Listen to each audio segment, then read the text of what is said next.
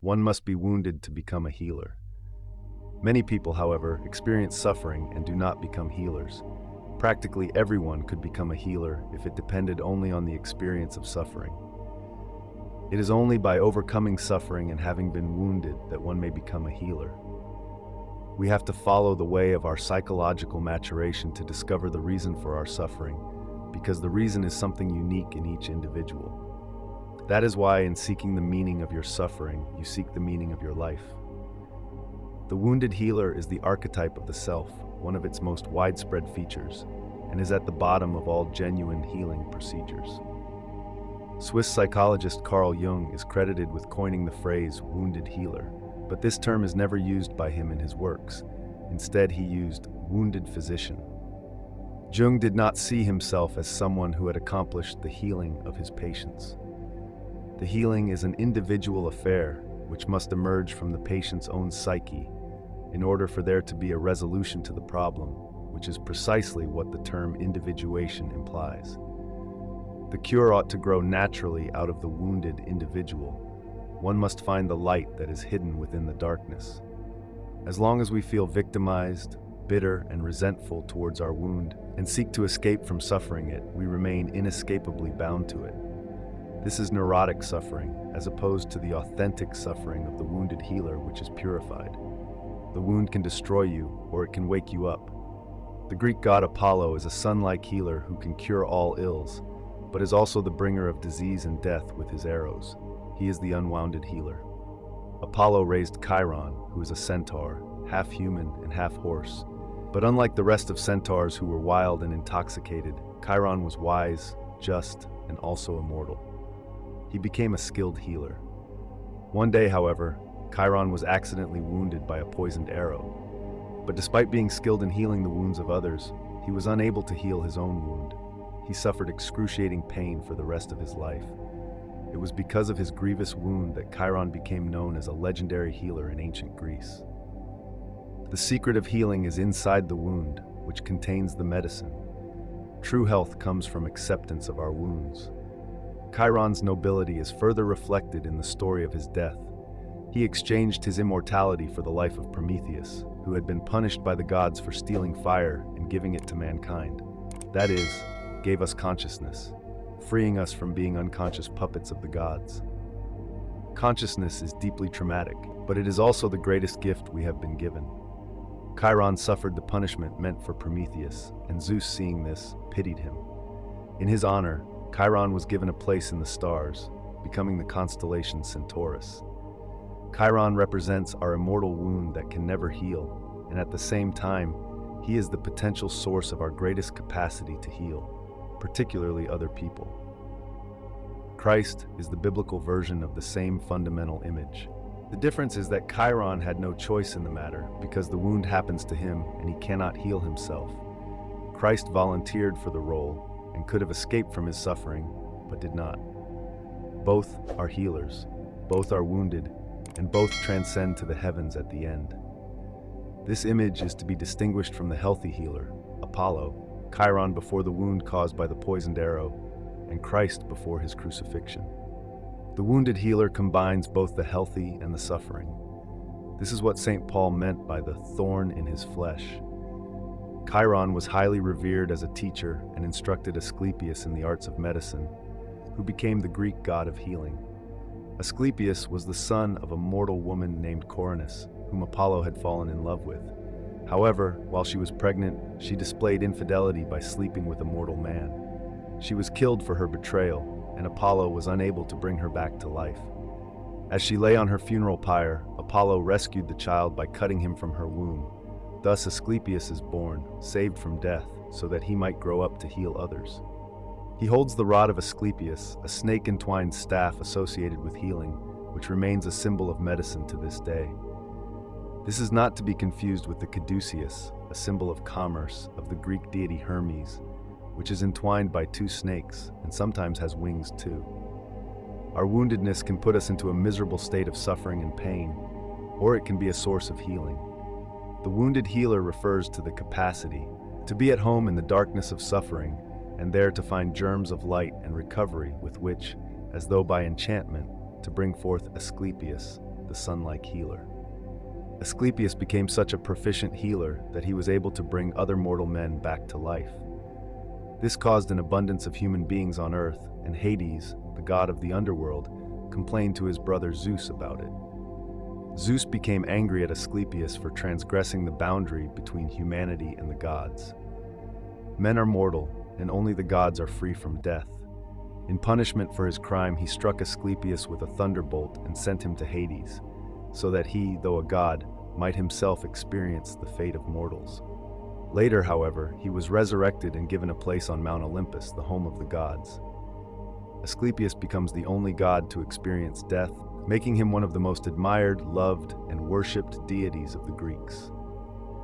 In ancient Greece, there were healing temples dedicated to Asclepius called Asclepieia, known to cure people of all sorts of physical and spiritual illness. Among the most popular was the one located in Epidaurus, the most celebrated healing center of the classical world. Many pilgrims would visit the temple and have a cleansing diet, as well as a bath thought to have a positive effect on the body and the soul. Health, cleanliness, and sanitation are all aspects of the goddess Hygeia, whose name is the source for the word hygiene and who is one of the daughters of Asclepius. The therapeutae of Asclepius would guide the patients. The term therapeut derives from ancient Greek and refers to one who serves the gods, and later on, one who heals or helps a person to heal himself, which is precisely the task of a therapist. After a few days of preparation, the therapeut would lead the sick person to a small empty stone chamber with a platform in which he could lay down and sleep, left alone with his dreams and with the god.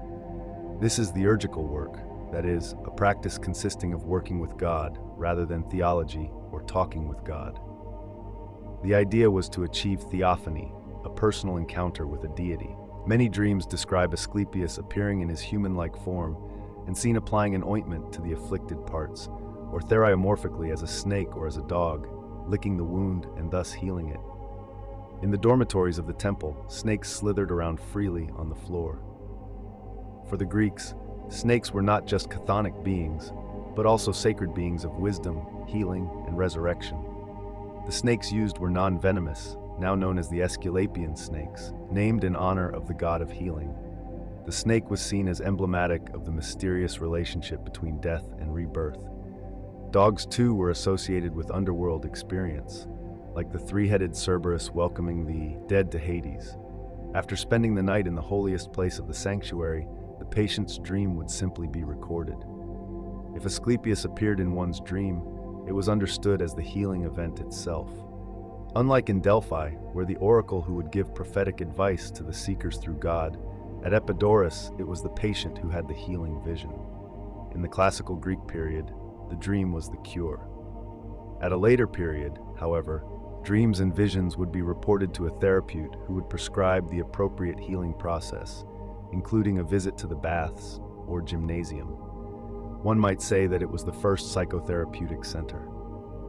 The final rituals consisted of a paean, a song of praise to the god in gratitude for what he had given to the patient, and finally there would be a sacrifice of a rooster as a token that daylight has overcome the dark, health has overcome sickness. These methods were known to be highly effective, as is evident by numerous written accounts by patients attesting to their healing and providing detailed accounts of their cure. This ties in with Socrates' enigmatic last words when he decided to take his own life by drinking hemlock. Credo, we owe a cock to Asclepius. Pay it and do not neglect it. Socrates invokes the only god known to revive the dead, thanking him for healing him of the sickness of life by the cure of death. Socrates lives right into his death. The healing of Asclepius provides a respite to those who are not yet ready for death. He gives time for us to attend to the health of our souls and to prepare for the inevitability that lies ahead. Death is the great equalizer. Asclepius does not promise that there won't be death. The point of healing is to give one time to prepare for death. There was a crown on the colossal head of Asclepius. A golden wreath always represents rays and symbolizes the sunlight. Such an honor, even if legendary, bears witness to what in the living religion of Asclepius constituted the nature of the Asclepiad, the true physician. For the medical gift that the Asclepiads held, they had inherited from their solar ancestor, is a very special gift. It is neither a religious nor a philosophical knowledge, but is rather a familiarity which can never be acquired with sickness and the process of recovery. It is a spark of intuitive knowledge about the possibilities of rising from the depths, a spark which by observation, practice, and training can be fanned into a high art and science, into a true art of healing. Illness and healing are not opposites, but rather inseparable aspects of a deeper process that is being revealed through their interplay. The sun-like healer symbolizes that, just like the self-generating light of the sun, the ultimate source of our healing is to be found within ourselves. For Friedrich Nietzsche, a natural death is not to be mourned but celebrated. He writes, "Many die too late, and some die too early. The doctrine still sounds strange. Die at the right time. To be sure, how could the person who never lives at the right time ever die at the right time? Would that he were never born. Thus I advise the superfluous. Everyone regards dying as important, but death is not yet a festival. As of yet, people have not learned how to consecrate the most beautiful festivals. I show you the consummating death that becomes a goad and a promise to the living. The consummated one dies his death, victorious, surrounded by those who hope and promise. Thus one should learn to die, and there should be no festival where such a dying person does not swear oaths to the living." The Greeks believed that old age was not a life stage, but a stage of transition between life and death. For Jung, it is part of the second half of life and is psychologically as important as birth. The denial of death only leads to further neurosis. Death is inevitable, and to fight against it is to fight against life itself. Just as a young person needs to learn to live, an old person has to come to terms with death. And for that, one must have a personal myth, which is created by observing our inner life through dreams, active imagination, intuitions, and synchronicities. Jung writes, "Death is an important interest, especially to an aging person. A categorical question is being put to him, and he is under an obligation to answer it. To this end, he ought to have a myth about death, for reason shows him nothing but the dark pit into which he is descending. Myth, however, can conjure up other images for him, helpful and enriching pictures of life in the land of the dead. If he believes in them or greets them with some measure of credence, he is being just as right or just as wrong as someone who does not believe in them. But while the man who despairs marches toward nothingness, the one who has placed his faith in the archetype follows the tracks of life and lives right into his death. Both, to be sure, remain in uncertainty, but the one lives against his instincts, the other with them." Jung's entire psychology is predicated on the existence of psychic oppositions in the human psyche. It is the tension of opposites that gives rise to our wholeness. The enantiodromic principle of the union of opposites carves a path to the self. There are two phases in life, the first phase in which we are oriented outwardly, and the second phase in which our focus shifts inward during midlife. Individuation is a reconciliation of both inner and outer life. The actual processes of individuation, the conscious coming to terms with one's own inner center psychic nucleus, or self, generally begins with a wounding of the personality and the suffering that accompanies it. This initial shock amounts to a sort of call, although it is not often recognized as such. We need to learn from our own experiences of being wounded, to release ourselves from what may be the most serious illness of all, the fantasy of a health without wounds, a life without death. Those with a healing career end up profoundly wounded or even die, as is shown in the stories of Chiron, Asclepius, and Christ. It is a given that if one enters into the role of healer, at some point one will be severely wounded. To become individuated is no easy task. It is a very painful process, equivalent to bearing our own cross as Christ did on his way to being crucified. The wound is our initiation into our fragmented self. It is the call to adventure that begins the hero's journey. The hero's main feat is to overcome the monster of darkness. It is the long hoped for and expected triumph of consciousness over the unconscious. When the hero overcomes the monster, he finds the treasure, the princess, the elixir of life, etc., which are psychological metaphors for one's true feelings and unique potential. Jung wrote, "In myths, the hero is the one who conquers the dragon, not the one who is devoured by it. and yet both have to deal with the same dragon. Also, he is no hero who never met the dragon, or who, if he once saw it, declared afterwards that he saw nothing.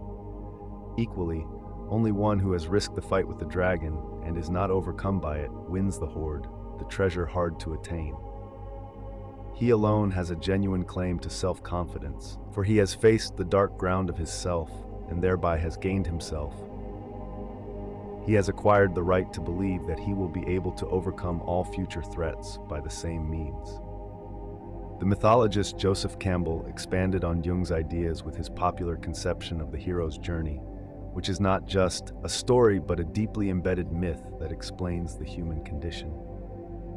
The call to adventure occurs when we are separated from our ordinary world of comfort and must tread into unknown and dangerous territory, and that causes anxiety. This often leads to refusal, which slowly deteriorates one's life and relationships. There comes a point where the wounds become too much to bear, and one must tend to them. Going through our wound is a genuine death experience, as our old self dies in the process, while a new, more expansive and empowered self is born. In his book, The Sacred and the Profane, The Nature of Religion, Romanian historian of religion Mircea Eliade describes the sacred and the profane as two existential situations assumed by mankind throughout history. From the perspective of religious thought, the manifestation of the sacred or ophany is what gives meaning, structure, and orientation to the world. The sacred is akin to the Platonic world of forms, which exist beyond space and time. It is the home of the universal, the immortal, and the eternal. The profane, on the other hand, contains everything concrete, mortal, and temporal. Since it is a place of constant becoming, it is a place of decay and death.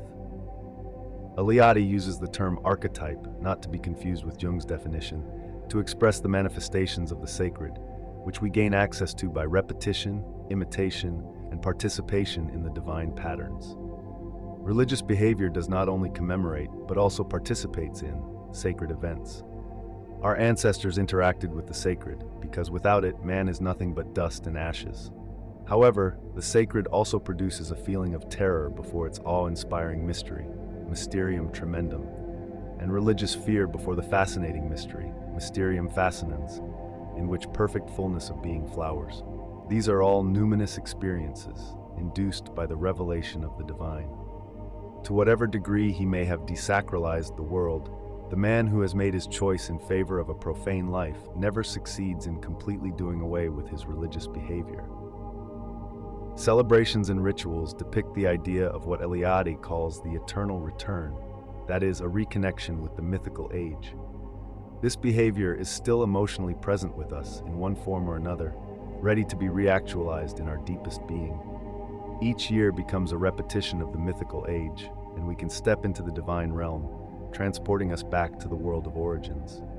Time is not a linear succession of events, but a circle.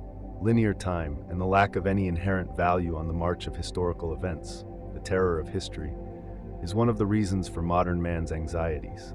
Eliade describes sicknesses, dreams, and ecstasies as a shamanic initiation, which is not resolved until one transforms the profane into the sacred. Eliade makes it clear that shamanism is not any kind of mental disease, but rather a temporal crisis that expresses the human condition.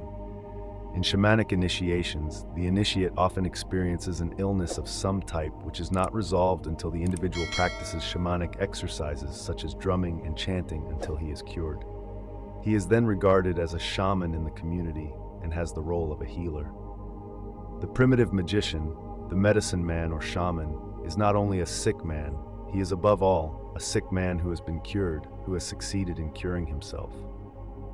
Accounts of the shaman's inner journey of turmoil and distress, expressed through the ecstatic action of trance, reveals the venerated images of the awakened psyche, living symbols that encompass the wider human experience. Through creative expression, the human condition is elevated, mythologized, and at last, collectively, understood. The lifeway of the shaman is nearly as old as human consciousness itself, predating the earliest recorded civilizations by thousands of years. A common thread seems to connect all shamans across the planet, an awakening to other orders of reality, the experience of ecstasy, and an opening up of visionary realms. The entrance to the other world occurs through the action of total disruption, a crisis involving a psychological and spiritual death. There are many similarities between these archaic rituals and the experience people undergo in psychotherapy.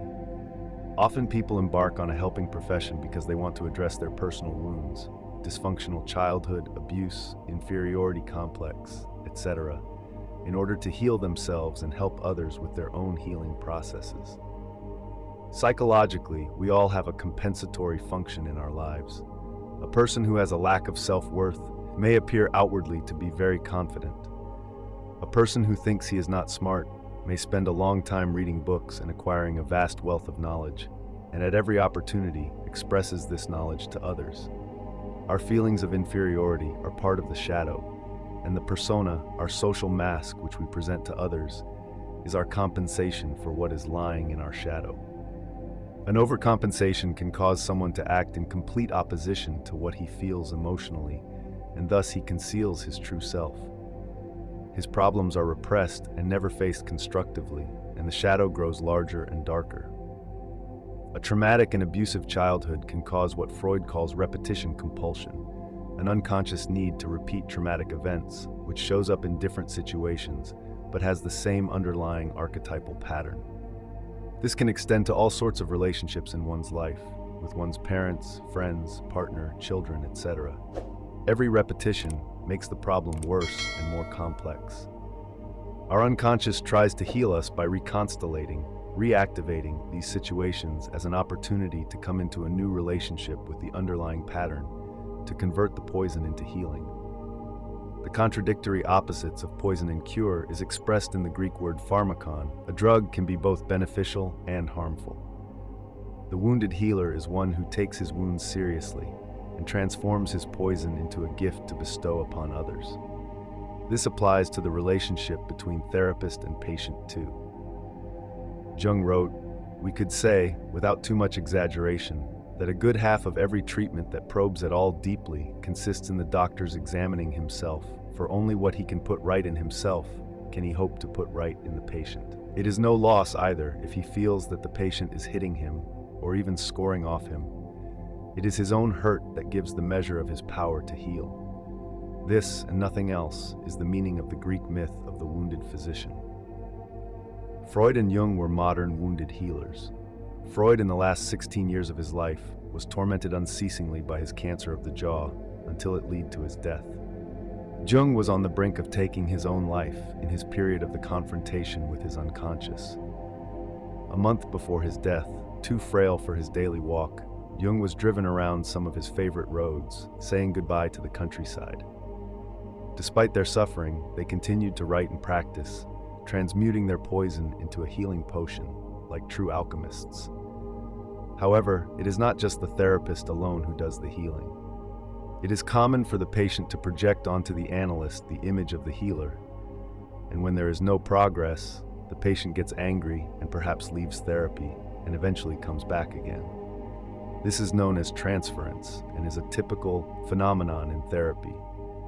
The patient can, for instance, unconsciously transfer his feelings about his abusive father onto the analyst, and the analyst must be careful not to engage in countertransference, in which the patient reminds the analyst of someone in his or her life. The analyst has to be prepared to not project his wounds on the already wounded patient. They must develop a clear map of their wounds, in which they are able to describe their experiences of being wounded, how they felt during their vulnerable period, and how they dealt with it. Our wounds can become a wellspring of healing for another. The doctor is effective only when he himself is affected. Only the wounded physician heals. The analyst takes the suffering of the patient, shares it with him, and suffers with him. This has a healing effect, just as the suffering of Christ is mysteriously curative for others. By his wounds we are healed. Jung learned through his practice that only the analyst who feels himself deeply affected by his patients could heal, and the analyst cannot take the patient to a place the analyst has never been. This is not only a matter of empathy, but of knowledge, gnosis, of what soul work is and how it matters. At some point, the patient must also realize that the potential for healing resides within himself or herself. The analyst acts as a psychopomp or spiritual guide for the patient. It can be extremely helpful to have allies in order to defeat one's dragon, which symbolizes one's fears, obstacles, hardships, or repressions. But one must deal the final blow to the dragon oneself. Jung wrote, "The crucial point is that I confront the patient as one human being to another." Analysis is a dialogue demanding two partners. Analyst and patient sit facing one another, eye to eye. The doctor has something to say, but so has the patient. While the analyst performs the role of a healer, his wounds live a shadowy existence and can be reconstellated in particular situations, especially when working with someone whose wounds are similar. The shadow of the wounded patient, on the other hand, is his inner healer. Therefore, the unconscious relationship between analyst and analysand is as important as what is consciously communicated in terms of the healing process. It can be a transformative experience for both people. Healing can take place only if the analyst has an ongoing relationship with the unconscious. Otherwise, he or she may identify with the healer archetype, a common form of inflation. This is known as an Asclepius complex, where the therapist takes healing too far, just as Asclepius brought back people from the dead. The therapist believes he has godlike powers of healing and that there's no need for a personal relationship. Jung had a dream in which his patient was a giant and he was very small. Dreams are often compensatory in nature. Therefore, Jung realized that he had been looking down at the patient. When he adjusted his attitude, the relationship and the healing of the patient went much better. Jung always told his students that they must at all times keep watch over themselves, over the way they are reacting to their patient, and to be aware of not projecting their wounds on the wounded patient. Depth psychology is a dangerous profession, since the analyst is forever prone to being infected by the other's wounds, or having his or her wounds reopened. Jung viewed psychological conflicts or emotional wounding not necessarily as a disease, but as an initiation into a process that opens us up to the unconscious. The archetype of the wounded healer is constellated through our wounds. Just as a physical wound needs to be cleaned, bandaged, and given the necessary time to heal, so too do psychological wounds need to be cured by removing negative influences, creating and maintaining an environment in which the healing can take place, and having the necessary patience to allow the natural energy to accomplish the work of growth and healing. The event of our wounding sends us on a journey in search of ourselves. It is a numinous event. Through our cracks is where the light comes in. Our fragmented self is the doorway into the transpersonal and archetypal realm, the master pattern and ultimate guide in our lives, to the infinite wisdom of the self. It is an archetypal, universal idea that becoming broken, though on one hand seemingly obscuring our wholeness, is actually an expression of it. It is as if some form of destruction is a prerequisite for individuation and is necessary for the birth of the self. Suffering is collective. It can be taken as a sign that we are no longer suffering from ourselves, but rather from the spirit of the age. The microcosm and macrocosm are one and the same. Through transforming ourselves, we transform the world. Through transforming the world, we transform ourselves. We are interdependent parts of a greater, all-embracing whole and holy being. To realize this is to have an expansion of consciousness. The archetype of the wounded healer symbolizes a type of consciousness that can hold the seemingly mutually exclusive and contradictory opposites of being consciously aware of both our woundedness and our wholeness at one and the same time. The greatest and most important problems of life are all in a certain sense insoluble. They can never be solved but only outgrown.